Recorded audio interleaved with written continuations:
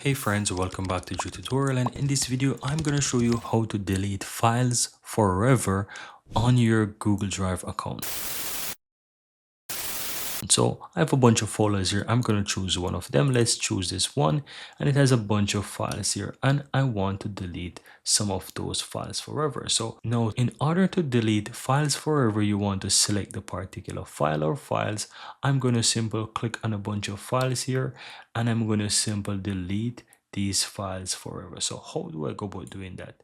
All you have to do is just select the file or files that you want, and you can just do a delete on your keyboard, or you can simply go ahead and click the delete button here on the top. So you have a bunch of options here. You can simply click and delete, or you can just press the delete on your keyboard. Now, once you press that delete on your keyboard, what is going to happen is that the files will be moved to your trash. So if you click the trash on the left hand side, the files will move here. So they're still there, they're not permanently deleted just yet.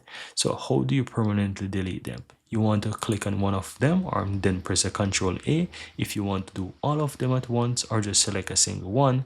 And then from here at the top, you have the option that says delete forever.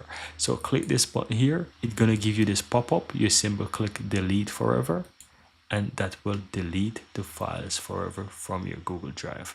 And that's it. Very easy and very simple. Here you have it, guys. I really hope you found value within this video, and if you do, don't forget to take a moment to give this video a like and hit that subscribe button so that you'll never miss out when I release future videos just like this one. Thank you guys for watching, and see you next time.